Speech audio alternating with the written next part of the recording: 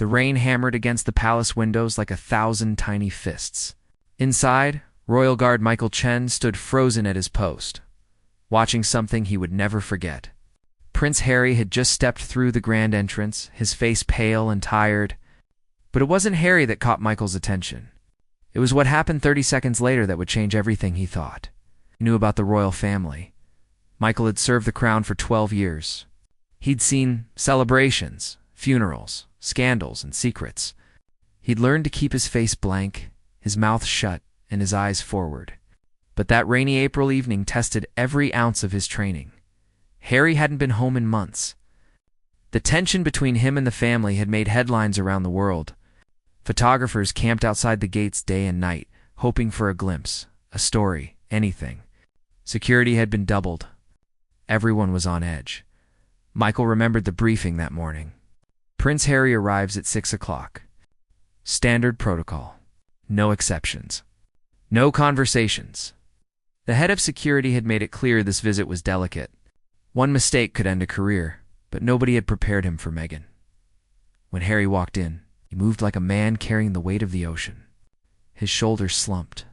His eyes scanned the familiar hallways as if seeing ghosts. He nodded briefly at Michael but said nothing.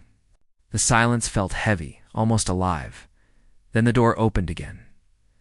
Meghan stepped inside, and Michael's breath caught. Not because of who she was, but because of what she carried.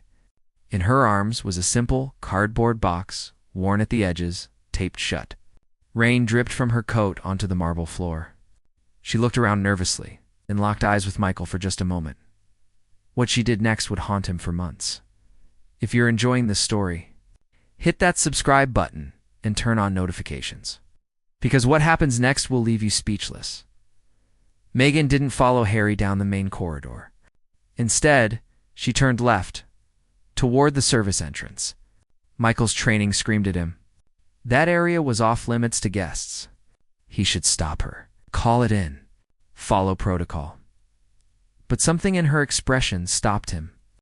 It wasn't defiance. It wasn't anger. It was something else. Something that looked like desperation mixed with determination. Harry had already disappeared around the corner. Heading toward the family wing? He didn't notice Meghan had gone a different direction. Or maybe he did.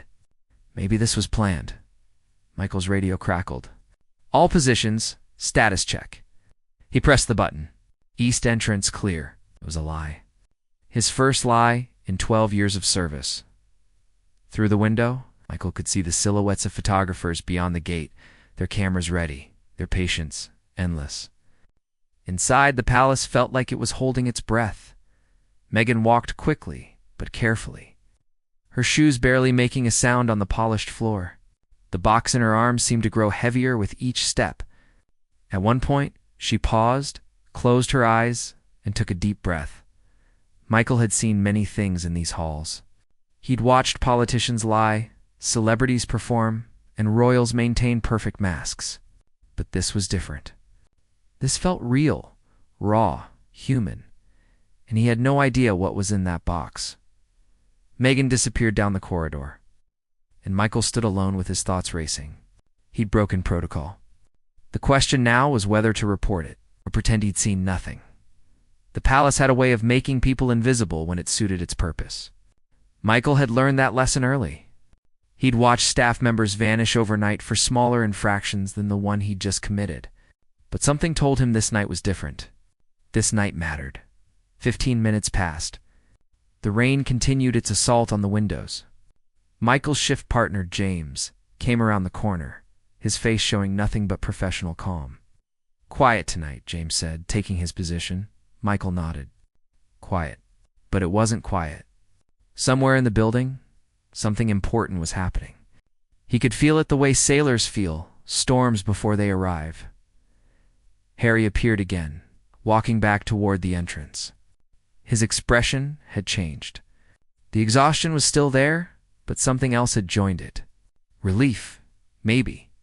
Or resignation. He glanced at Michael, seemed about to say something, then stopped himself. Thank you, Harry said simply, then walked out into the rain. Those two words carried more weight than any speech. Michael understood. Harry knew. Harry knew that Michael had seen Meghan go the wrong direction and had said nothing. That small act of looking away had mattered. But where was Meghan? Michael's radio remained silent. No alarms, no alerts. Whatever she had done, wherever she had gone, it hadn't triggered any security response. That meant either she'd been incredibly careful, or someone higher up had given permission. 20 more minutes crawled by. Michael's mind spun with possibilities. Was it documents? Evidence? Something personal? The box hadn't been large, but it didn't need to be. Some of history's biggest secrets had fit in small spaces. Then she appeared. Meghan walked back down the corridor. Her hands were empty. Her coat was still damp, her hair slightly disheveled. But her face had transformed. The nervous desperation was gone, replaced by something that looked almost like peace. She walked straight toward Michael. His heart hammered. This was it. She would either thank him or report him. His career hung in the balance. "The rain's getting worse," she said softly, looking out the window. Michael nodded. "Yes, ma'am." She turned to face him fully. "You didn't see anything tonight, did you?" It wasn't a threat. It was a question, almost gentle. "No, ma'am. Just the rain." A small smile touched her lips. Good, because nothing happened. Just a family visit on a rainy night. She walked to the door, then paused. "Michael," she said, using his name, though he'd never introduced himself. "Sometimes the most important thing a person can do is nothing. Remember that." Then she was gone, stepping out into the storm where Harry waited by a dark car. Michael stood there, his mind reeling. How had she known his name? What had been in that box? And why did he feel like he'd just witnessed something that would matter more than he could possibly understand? The next morning arrived cold and gray. Michael had barely slept. Every time he closed his eyes, he saw that box, Meghan's face, Harry's tired eyes. He'd replayed the night 1,000 times, searching for clues he'd missed. The palace buzzed with its usual morning energy. Staff rushed through corridors, preparing for meetings and events. Everything seemed normal. But Michael had learned that normal was often a mask hiding the extraordinary. He reported for his shift, expecting to be called into the security office. Expecting questions, accusations, consequences. But hours passed and nothing happened. It was as if the previous night had been a dream. Then, during his lunch break, Michael saw something that made his blood run cold. On the break room television, a news anchor spoke with barely contained excitement. "Breaking news this morning, sources inside. The palace confirmed that a collection of Princess Diana's personal letters and photographs have been discovered. The items thought to be lost were reportedly found in a storage room during recent renovations." Michael's sandwich dropped onto the plate. The screen showed images. A cardboard box worn at the edges. Photographs of Diana with young Harry and William. Letters written in elegant handwriting. Personal items that showed a mother's love for her children. Palace officials say the discovery was made late yesterday evening, the anchor continued. The items will be preserved and shared with Princes William and Harry A. Palace spokesperson called it a beautiful gift to the family and a connection to Princess Diana's memory. Michael's hands trembled. The box. That box Meghan had carried. It hadn't been taken from the palace. It had been brought to the palace. But how? Where had Meghan gotten Diana's personal belongings? His mind raced backward, piecing together stories he'd heard. Rumors about Diana's friends who'd kept items safe after her death. Whispers about belongings that had been scattered, protected, hidden away from the media circus that followed the tragedy. Meghan had somehow gotten those items, and instead of keeping them, selling them, or using them for publicity, she'd quietly returned them to where they belonged. To Harry, to William, to the family. And she'd done it secretly, without cameras or announcements. Just a quiet act on a rainy night. Michael understood now why she'd taken the service route, why she'd been so careful. This wasn't about headlines or public opinion. This was about two brothers reconnecting with their mother's memory. This was about healing. Looked like you've seen a ghost. Michael jumped. James stood in the doorway, holding a coffee. "Just tired," Michael said. Long shift. Oh. James glanced at the television. Amazing story, isn't it? Imagine finding something like that after all these years. Michael nodded, not trusting his voice. James sat down, his expression thoughtful. We're on East Entrance last night, right? When Harry visited? Michael's stomach tightened. Yes, see anything interesting? The question hung in the air. Michael looked at his partner, trying to read his face. Was this casual conversation or an interrogation? Just the rain, Michael said carefully. Just the rain. James studied him for a long moment, then nodded. That's what I told them too. Michael's eyes widened. You knew? James took a slow sip of his coffee, his eyes never leaving Michael's face. I've worked here longer than you. 23 years. You learn to see things without seeing them, if you understand. Michael's mind spun. You were watching? Security cameras, James said quietly. I was in the monitoring room. I saw her take the service corridor. I saw you let her pass. He paused. I also saw what she was carrying. Michael felt his career crumbling. Are you going to report it? James smiled, a rare expression on his usually stern face. Report what? I saw a woman walking through a building. I saw a guard at his post. Nothing more. He leaned forward, but I made a call to someone who needed to know. Who? Someone who's been waiting a long time for those items to come home. Michael understood. James hadn't called security or his superiors. He'd called someone in the family, someone who'd wanted Diana's belongings returned quietly, privately. Someone who'd made sure no alarms were triggered, no protocols were violated. William, Michael whispered. James neither confirmed nor denied it. The family's been broken for a long time. Maybe those letters, those photographs, maybe they're a bridge, maybe they're a way back. Michael thought about Harry's face when he'd left. That mixture of relief and sadness. Did it work? James shrugged. That's not for us to know. Our job is to stand at doors and watch the rain. Sometimes that's the most important job in the world. They sat in silence, the television continuing its coverage of the miraculous discovery. Experts were already analyzing what this meant for the royal family. Commentators debated whether the items should be displayed publicly or kept private. Everyone had an opinion, but none of them knew the truth. None of them knew about a rainy night, a cardboard box, and a woman who'd chosen silence over spectacle. Michael finished his lunch, his mind quieter now. He'd been part of something important. Not through action, but through inaction. Through choosing to look away at exactly the right moment. His phone buzzed. Text from an unknown number. Thank you. Just 2 words. It's the same 2 words Harry had spoken. Michael deleted the message immediately, but the meaning stayed with him. The rest of the day passed in routine. Michael stood at his post, checked identification, monitored visitors. Everything normal, everything ordinary. But that evening, as his shift ended, head of security called him in. Michael walked into the office with his heart pounding. This was it. Someone had talked. Someone had reviewed the footage more carefully. His career was over. The security chief sat behind his desk, his expression unreadable. Close the door, and Michael obeyed, his palms sweating. Last night, the chief said slowly, Prince Harry's visit.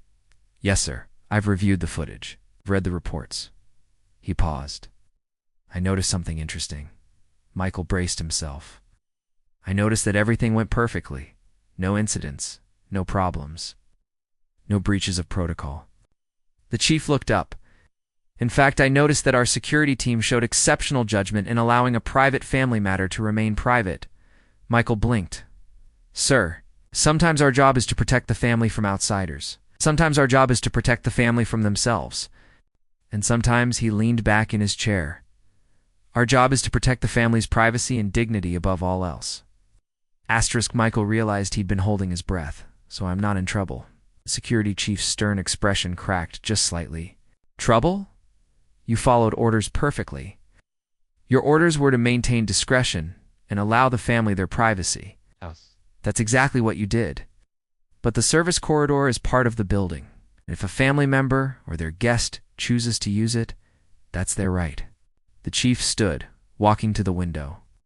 Michael, in 12 years, you've never broken a single rule. You've been exemplary. Last night was no exception. Michael felt the weight lifting from his shoulders. Thank you, sir. Don't thank me. Thank the fact that you understood what really matters. He turned back. This family is under constant scrutiny. The press, the public, their own expectations, it never ends. When they have a chance for a private moment, for something real and human, we give them that. We're not just guards. We're protectors of their humanity. Michael nodded, understanding now how deep his role truly went.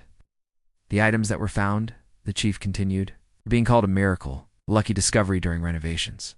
That's the official story, and that's what everyone will believe, because that's what protects everyone involved. Everyone's agreed to this. Everyone who matters. Sometimes the truth serves no purpose except to create more chaos. This way, two brothers get their mother's words back. A family gets a chance to heal, and the world gets a feel-good story. He smiled. Everybody wins. Michael left the office feeling like he'd just graduated from a course he hadn't known he was taking.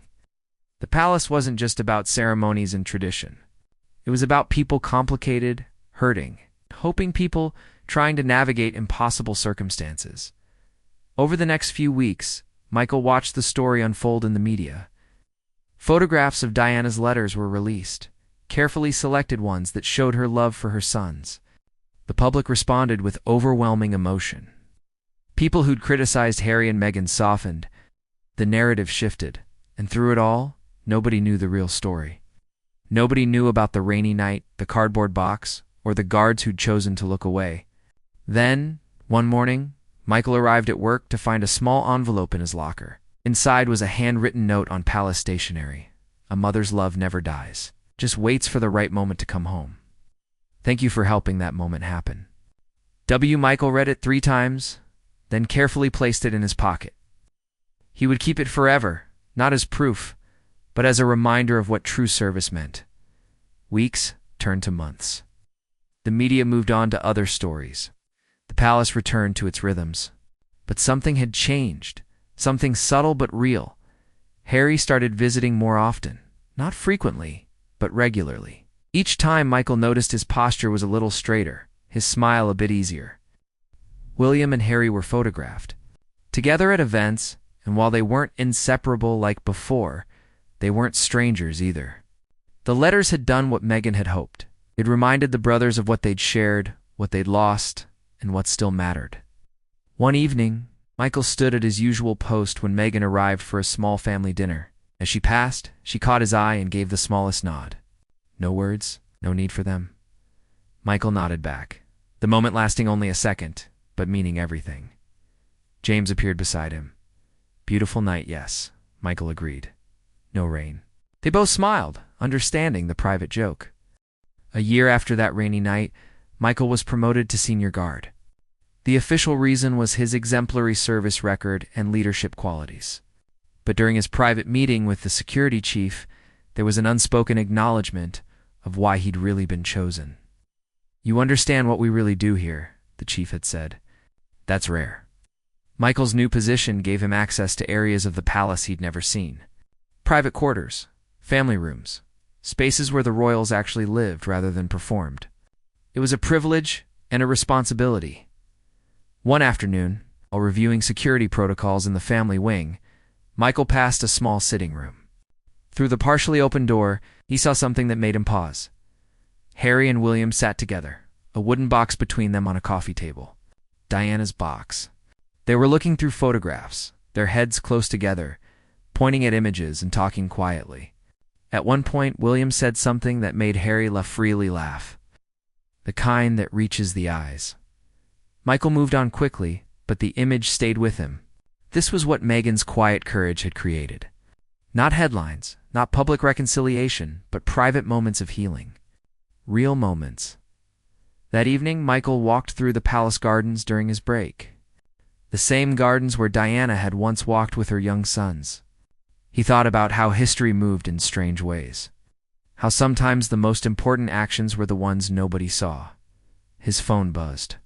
Another text from an unknown number. They're talking about making a memorial garden with Diana's favorite flowers. Both brothers working on it together. Thought you'd want to know. Michael smiled. Meghan. She'd been following the progress. Watching from a distance as her quiet act bore fruit, he typed back, "That's beautiful." 3 dots appeared. Then, "You were part of making it possible. Never forget that." Sometimes the most powerful thing we can do is step aside and let love find its way. The message made Michael think about his role differently.